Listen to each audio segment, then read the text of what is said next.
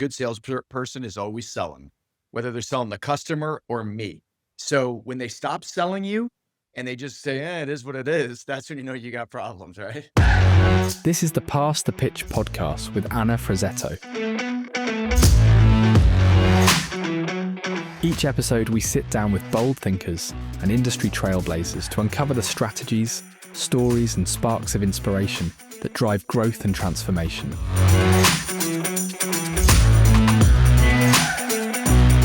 Let's get started. Welcome to Pass the Pitch podcast. Today, I have Tony Pietrocola, who is a seasoned technology executive and an entrepreneur with over 20 years of experience in leading, scaling, and transforming SaaS companies in various domains. He is currently the president of AgileBlue, and Tony is passionate about delivering innovative and customer-centric solutions that address the complex and evolving challenges of the digital economy. You also co-founded and sold two successful SaaS companies, 10floor and vloan.com. So Tony, welcome to the podcast. Thank you for having me, Anna. I appreciate it. I love the word seasoned rather than old. So I love it. I'm already one for one. I'm loving this. Oh my God, that's great. I know there's like no good way to say when you kind of hit that 20-year mark. I know that's for sure. So why don't we just jump in? I feel like it's always a great place to start. And let's talk about leadership lessons. Obviously, with co-founding two companies and now being the president of AgileBlue, I'm sure there's lots of leadership lessons that we can talk about.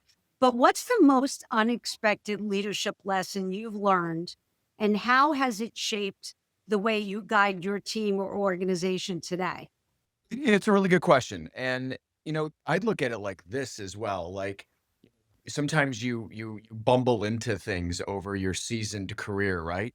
I think it's all about, at this stage, inspiring your team. So if you've hired a great team, people use the word A players, whatever you want to use. But if you've hired a great team and you believe in your team and you know this is the right team, all you can do is inspire them, communicate with them, and then get out of their way, right? Because whatever discipline that they're running for you, you got to have total faith that they're going to do that. So I think that's something I bubbled into, where you think you need to constantly support them and manage them and be part of everything they do. As you scale your company, that becomes impossible. You can inspire them, inspire the culture, inspire them to get to our goals, get out of the way and let them execute, because that's why you brought them in. I think that's probably the most unexpected thing I've learned over my career. You know what, Tony, that's such a great point. And I think so many times it's overlooked, right? Because, especially like in sales leadership in particular, like you're metric driven and the KPIs and how many meetings and you could go down this rabbit hole of micromanaging a team, which Totally. could be dangerous. Totally. And think about it. If your conversations are just about numbers and metrics, which are great, and you need to have those, otherwise you're probably not successful. That narrative, getting to know somebody, getting to understand how you're going to win together, isn't just metric driven, right? There's metrics that are going to show you if your strategy is winning or not, but you got to have conversations. You got to get to know these people. You got to learn how to communicate, because communication is the hardest thing to do between two adults, in my opinion. If you knock that down, that is a huge recipe for success. Right. And if you think about it, some of the highest turnover rates are with salespeople, because they can slowly start getting disengaged. And it always amazes me when you talk to different leadership saying, I didn't see it coming. But in reality, you can see it. It's pretty predictable when a salesperson is starting to detach themselves from the organization, right? Like the energy goes down and they're just not their normal vivacious self. Those are all telltale signs that it's not just their book of business that's suffering, but they're clearly not interested in the company anymore. Absolutely. What's funny, and I always thought a good salesperson is always selling, whether they're selling the customer or me. So when they stop selling you and they just say, it is what it is, that's when you know you got problems, right? Well, that's a good point. It's a really good point. Okay, so let's talk a little bit about adaptability in business. What's one time you or your team, you had to pivot quickly, and what made the shift, either successful or not successful, what advice would you give for, thriving in these unpredictable times? I'm going to give a doomsday scenario on this one. I'm going to go back to '08 because I think '08, for That's those of us who are seasoned enough to have lived through that, managed through that, grown a business through that, those were the most trying time. Every day you turned on the news, you were like, are we going to die today or only half die today? There was no, are we going to thrive today? If you remember '08, right? When the right. whole world was melting down. I think some of the big things there were take a deep breath. You can't handle we have zero input on the macroeconomic environment. You can only control what you can control. Take a deep breath, stay on point to that vision, that mission, the plan you have in front of you.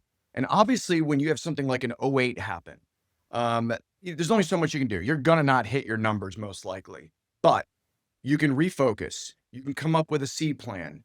You can really take that plan to market then. And now you've pivoted where you've just mitigated the risk, mitigated, how far apart you are from your initial plan. Can't control everything. You can only control yourself. So if you just take a deep breath, Anna, understand we're here for a reason. We got this great mission. We got this great clients. We got great product. It's going to be a little manic for a little while, but we will get through this. Some companies just all of a sudden start hitting the ejector switch, doing things, laying people off without really focusing on that thing at the end. So I think that is a key that happened in '08. We did pivot quickly, came up with a C plan, and then we've been using that in different parts of my business ever since. I'd throw that back at you. I'd love to hear what your thoughts are on that. That is so interesting that you say that as far as like maintaining focus, right? So my takeaway from what you said is like, maintain your focus. And I would even connect it back to the first point, keep your team inspired, right? Totally. Like you want to keep your team inspired and still believing in the vision and the mission, and you get to ride the wave together. I agree with you. I'll share similar situation relating to the pandemic. And I worked in an organization where their initial reaction was we're gonna just furlough or lay off a bunch of people. Yep. And it was they hit the panic button right away. And it was that constant battle with lead. So I'm battling with my leadership and then trying to keep the team calm and saying, okay, we don't know what's going to happen, but let's all kind of like stick together and fight through this. And it was an interesting period of time, which kind of opened up my eyes on how people handle pressure, right? All leaders are great during good economic times or killing your numbers, right? Every leader is a superstar. True leadership is when your numbers are tanking and how you keep the ship afloat. Uh, Yep. and that was a valuable lesson that I learned. And I think like maintaining that calm and not panicking was a valuable lesson that I learned through some of these, points in time, 2008 pandemic, where you can't just, you need to assess the situation. And you're right. At the end of the day, if you're not going to grow your business by the 25% target you had, but you can keep it flatline, that's a win. Right. Win, It's a great point. right? Why do we create our own challenges or barriers or obstacles when, as opposed to assessing the situation and saying, okay, forget the 25% growth. The object here is let's just keep everything intact for Yep. the 12 months. It's a great point. I love the pandemic stories now that we're, on the opposite end of it, because it does help us understand that something can literally come out of the blue in a matter of weeks. My scenario in '08, that's a matter of months. You did see it coming. The pandemic was one day was like, everybody put a mask on and go home. Like, what? Like, I don't have a mask. What do I do? That was pretty quick. So yeah, that's a great point. Yeah, I never heard of an N95 mask, right? Like it was one of the, and then you couldn't buy them anywhere. And then that created panic. And what about with running out of toilet paper? I don't understand why everybody went out and just bought tons of toilet paper, as that Nope. was like the mission critical thing to have at Nothing home. made sense. That and then booze. Booze sales were through the roof. It was funny, you couldn't have a gym open, but the liquor stores were allowed to stay open. I will never understand that for the life of me, but hey, we all have priorities. I know. Oh my goodness. Okay, so let's talk a little bit about personal branding. and authenticity. Obviously, with starting businesses and also leading your company, how do you balance staying authentic while building your personal or your organizational brand? What's one thing you think people get wrong about this? I think people sometimes just try to be who they're not. Like, look, I love doing this podcast and their podcast. This is great, great stuff. Like, I'm not an Instagram guy, right? I'm not a TikTok guy. I'm not cool enough to be one of those people. If that's who you are though, and it works for your business, great. Whatever works for you. I think you got to stay with who you are because at the end of the day, our brand in building this company is all about our customers. We want to take care of customers. We want to take care of our employees. We want to take care of the stakeholders of Agile Blue, right? So the only way to do that is just to be authentic in who you are. I think when you start branching out to things, I'm not saying getting out of your comfort zone. Out of your comfort zone's fine. When you start doing things just to be a little fake or maybe be like the guy over here or the woman over here, I think that's where you really get in trouble, not just with personal brand, but also where your employees think, is this the same culture? Are we adapting our cultures? Our culture going to be different now? And, I think when you now work remotely as well, these things even become harder, right? Less FaceTime with people, less in person so they can see that you're a true authentic self. You learn a lot about people over a drink or over lunch or dinner, things like that, coffee, whatever. You don't necessarily learn about them great over Zoom, right? You're just a facade that's there. So I just think you got to be who you are, joke around if that's who you are, have some fun. But if you try to be something you're not, if you see me on Instagram tomorrow morning, I think I've lost it, Anna. Yeah, right, right, right. So, I let me unpack this a little bit because I think you hit again some great, points as far as, be kind of like be true to yourself, be who you are and don't pretend to be something else. One of the best lessons I ever learned from a leader, a CEO that I worked for was that he said, I am the same person 365 days a year. Yeah. The way I come to work is the way I am when I'm sitting and having dinner with my three sons and my wife. Like I'm the same persona. I don't turn on a different image or a different, like I represent myself and I have to be more polished or I have to be more poignant in my delivery. No, I'm the same person. If, my vocabulary does not change from, being at home or being at work. And I love that because that's exactly what you're driving home. Totally. And I scrutinize the budgets of the people you just mentioned in my family, just like I do to the ones here in the business. So I am authentic when it comes to that. I know, I know. I love when it's like manage your expenses like you manage your budget at home, and that's so true. That's exactly the way it should be measured and managed all the time. Yep. Uh, so let's talk a little bit about customer experience and relationships. Key to sales, key to any organization, right? This is how you generate revenue. What's your secret sauce for creating an unforgettable customer experience? And maybe you can share a time when going above and beyond really made a difference. Yeah.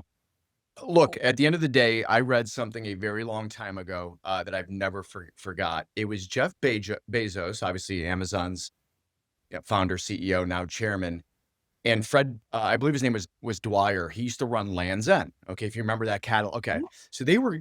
I think it was Charlie Rose back in. I'm really dating myself now. Back in like 1998, 1999, they did an interview together, and I think it was like old school retail, the new age of retail.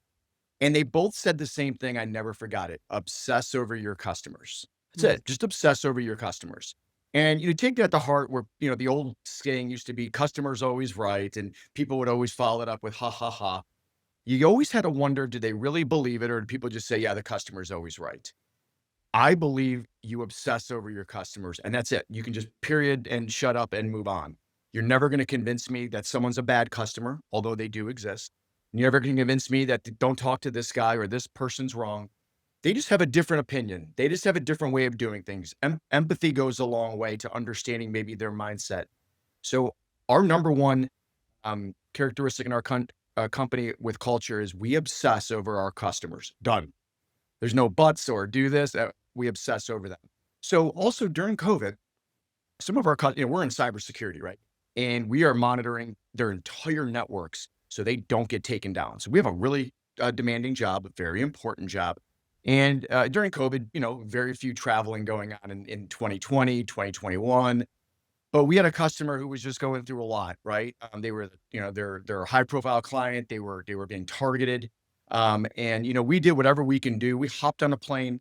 Um, back then it's kind of wild now because I travel 3-4 days a week. But back then it's like, you know, are we gonna make it? Are we gonna get a disease? What's gonna happen? You're like, oh my God. You're not just hopping on a plane. But we did, and we sat with the customer at their facility, whatever they were allowed to come back, and just hashed out how we were going to be able to take care of them. And to us, it didn't matter that we were doing something that, might not have been even legal in that state, because obviously every state was different. Ohio, a lot more flexibility than, say, California had. But we did it anyway. We met with our clients. We made sure they were safe and secure. And I think for that client, that went so far, right? So I think the point is this: always obsess over the customer. And no matter what you need to do to show the customer that you do obsess over them, just do it. Obviously within some reason, but do it. And that'll be the more way you would not only retain business, but retain that friendship and the ability to build rapport with that client that you cannot replace. Right. And the key is, I mean, people buy from people at the end of the day. And if Always. you spend the time to build that relationship and solidify it, I mean, that's an amazing story to be able to, back then it was like almost like risking your life flying because you had no idea what you were going to be exposed to. But Yep. obviously that goes miles for your client, right? They must have been head over heels and say, oh my goodness, you're actually coming out here for this. That's amazing. Yep. And I think they remember those things, and I think they go a long way, and hopefully that'll be a client of ours for a long time. Right. And now you also talked about, company culture, like when we were talking about the personal branding and now talking about customer relationship. I think that's such a key element to an organization. It can't be I mean, it might sound like it's obvious, like, but you can't have an experience where it's rote, right? I come in, I do my job, I leave. Mhm. Again, it's about the relationship, right? And you build that culture because you have relationships with everybody around you, inside and outside. And the clients will see that that's your culture. And that also goes a long way. Totally agree. And also when you let the team, because you trust your team, be able to make decisions with the client without saying, oh, I got to go run that up the flagpole and find out if I'm allowed to give you this, whatever, 2% or throw this in. If they can just do it on the spot, the client knows that's type of culture that is, decentralizing everything, giving the person who knows the client best the ability to make decisions, not some guy, two rungs up higher on the ladder. Right, right. So I'll share a quick little vignette. It was Yeah. 2012, the Olympics in London. And I had the opportunity to go to the Olympics. This was a company sponsored event. And we get to Heathrow Express, which is the train from the airport to get to downtown London. And my husband always has to have a cup of coffee, right? So he's got a coffee in hand. And as we're running for the train, he winds up spilling it. We miss the train. And there's a gentleman, one of the Heathrow Express individuals who's, wearing the purple jacket, comes over and he helps clean up. And I'm like, oh, no, it's okay. I felt bad. I'm like, no, it's okay. We're cleaning up. And then he disappears. He comes back with another cup of coffee for my husband. That's amazing. Okay. To this day, I shared that story. That is customer service. That is 100%. about going over and beyond. I will sing the praises of this gentleman and Heathrow Express over and over again because of that one incident. You'll never forget it. I'm just shocked in the story he didn't bring him a tea instead. Let me get rid of your American coffee, bring you a British tea. Now you got to go. I know, that would have been fun. All right, so Tony, now we're going to have some fun. Not to totally surprise you here, but I wanted to, I'm going to share some rapid fire questions and Okay. tell me what comes to your head. So what's one small habit or routine that keeps you grounded during a chaotic work week? Every day at the gym, 5 o'clock, get rid of all the stress. Wonderful. Highly recommend. I agree. Okay, if you could teleport to one place for a quick brainstorming session, where would it be? No doubt about it. New York City, the energy is just way too amazing there. I love it. I love it. Okay, great. If you had to name your personal business anthem, what would it be? Personal business anthem. I think it's going to be, I learned this from Carl Icahn: enjoy the hunt more than the good life after the victory. Oh, great one. Okay, that's perfect. What's Mhm. the quirkiest productivity hack you swear by? In my calendar, I block off my major things I need to accomplish. So if something's going to take an hour plus, I don't put it in a to-do or task list. I just have blocks in my calendar when I have to work on it. Can't move it, have to work on it. Otherwise, you know how procrastination goes, Anna, you'll move it. Oh yeah, guilty as charged. I did the same thing. I started doing that um, a few years ago, and it really changes your life when you get to do that. All right, my fun question here: describe your leadership style in 3 emojis and explain them. I told you 20 minutes ago when we started, I'm not cool, so I don't really know emojis. I'm gonna have to assume there's a smiley face emoji. I mean, come on, right? There is, So there is. gotta have fun. You got to have fun. Otherwise, you're gonna, it's just you're gonna lose your mind. So gotta have fun. Is there like a what would you use for hard work and love to work? A shovel, a hammer? What would you use? Shovel? Oh, we got shovel. I stumble. Okay, we can do I'm that. gonna use shovel. I love to work. So yeah, I want to work hard and always be working. Love it. So I'm gonna go to shovel. And then finally, I travel a lot, both professionally and personally. So I don't know. I like heat, so I'm gonna go palm tree because this winter Oh, has been pretty tough. Been pretty tough. oh, I know, I know. We're definitely in snow season here, but I like the palm tree. That's great. I agree. Well, listen, Tony, this is so Wait, much. wait, real quick. I'm sorry. I know we Well, got to get going, but what are your three? I want to hear your three. oh my goodness. Okay, nobody's ever asked me. Okay, my three, I would probably say it's, when they do the hands, the heart, Yeah. right? So that, and Okay. that's because like if somebody's doing great work on a particular project or assignment or landing a deal, I always use the heart. Then I would probably say the dancing emoji. We're going to grab a little. They show two people dancing because again, it's about having fun and celebrating victories. And then I would say, oh my goodness, the third one, probably the smile. It's the smiley face where he's winking with one eye and sticking his tongue out, and that's just when things are going like absolutely crazy. Yeah. Bonkers, huh? Yeah, bonkers. Yeah. Gotcha. Love it. Love it. All right, terrific. Thank you so much, Tony. I really appreciate it. Yeah. I enjoyed this, Anna. Have a great afternoon. You too. Thanks for listening to the Pass the Pitch podcast with Anna Frazzetto. Don't forget to subscribe and share. In our next episode, Sue Logan shares why creating a safe space of vulnerability can turn struggles into success. See you then.